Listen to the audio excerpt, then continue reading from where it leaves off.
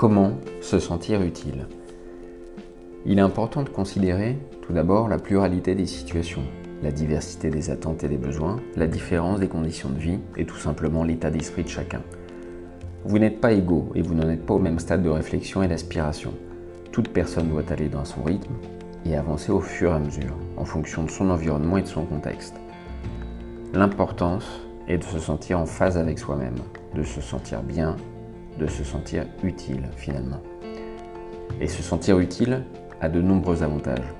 Gagner en confiance, augmenter l'estime de soi, aider d'autres personnes, se sentir valorisé ou retrouver du sens à sa vie. Voici quelques recommandations simples et efficaces pour mieux se sentir utile. La première, c'est de communiquer avec les personnes autour de vous. Observez votre posture avec les autres et demandez-vous si vous en êtes satisfait. Vous connaissent-ils? Parlez-vous avec eux? Si oui, de quel sujet? À quelle fréquence échangez-vous avec eux? Vous pouvez maîtriser davantage le cours de votre vie en prenant les devants. Avec la famille, les enfants, les voisins, les amis, des connaissances ou des simples inconnus, vous pouvez décider de communiquer avec les personnes qui vous entourent ou que vous rencontrez. Vous n'êtes ni à disposition ni en attente. Vous avez la capacité de saluer, de remercier, d'aller voir les autres, de poser des questions, de donner votre point de vue, de faire savoir que vous existez et, d'une certaine manière, que vous pouvez être utile. La deuxième recommandation, c'est évidemment de rester en bonne santé. Être utile passe avant tout par soi, être utile pour soi, avant même d'être utile pour les autres. Il est nécessaire de rester en bonne santé pour préserver le plus longtemps possible son autonomie. Cela passe par une activité physique régulière, même mesurée, par une alimentation équilibrée et saine, mais également par une activité mentale entretenue. Une bonne santé est un équilibre approprié entre son corps et son esprit. Ne pas abandonner l'un ou favoriser l'autre, parce que vous êtes les premiers à pouvoir prendre soin de vous. La troisième recommandation, c'est d'essayer d'être un maximum indépendant. La parfaite indépendance ou autonomie n'est pas donnée à tout le monde. Si c'est votre cas, tant mieux.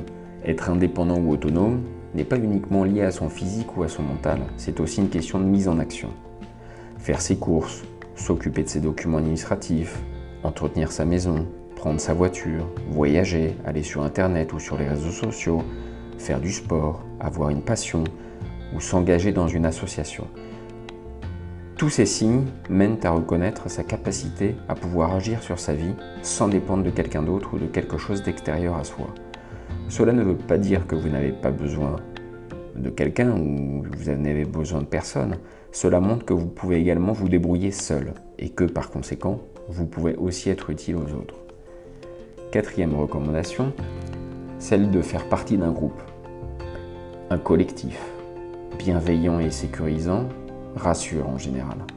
Un groupe d'amis, une association, une entreprise, un groupement politique, une réunion sportive ou une communauté spirituelle permet d'abord de vous sentir concerné. Il permet également de faire partie d'une activité, d'une équipe ou d'un ensemble qui vous dépasse.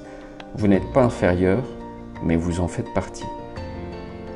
Vous avez votre mot à dire, vous échangez avec d'autres personnes, vous avancez conjointement avec des gens, vous proposez des choses et donnez votre point de vue.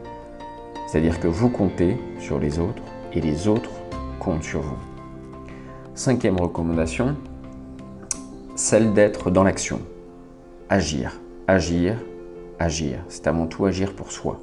Se sentir bien dans sa peau et être en mesure d'assumer la personne que vous êtes est la première étape de la reconnaissance.